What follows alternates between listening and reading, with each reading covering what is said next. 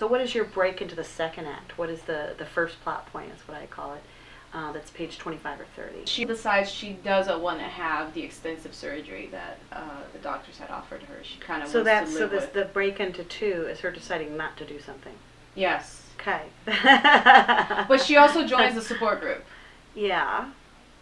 So it's not super dramatic though. Right. I think, where's your antagonist? Does your antagonist reside within this support group?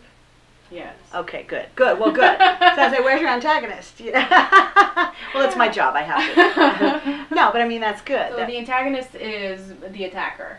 Yes. Which we don't actually start really seeing more attacks happening until later. So I think maybe you're right. Maybe I need to move that. Yeah. Maybe I need to have another attack. Well, you know what? I think what's a good thing to do that's really interesting is to kind of press the pause button for a minute and talk about how her character flaw is what drives the plot. Your character is going to make a series of bad choices that escalates the danger for them and the stakes. Even if in this case you have an antagonist who's a murderer, her choices around coping with it are going to be flawed.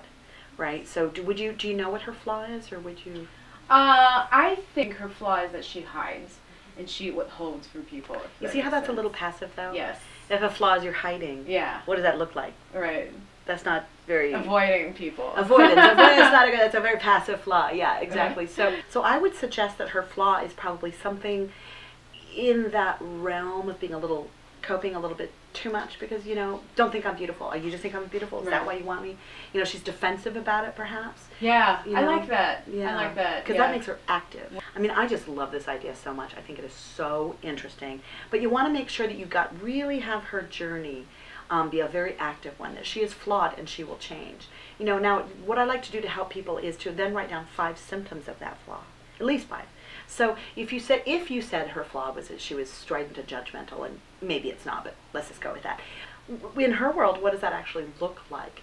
Is she, gosh, I don't know, rude to people who she doesn't think are as smart as herself? Does she have a lot of friends? How does she treat weight people? So you want to think about what symptoms of this flaw your character has, and how those symptoms are pushing each scene forward. Because if she were more whole and healthy and complete, the story would end and the credits would roll.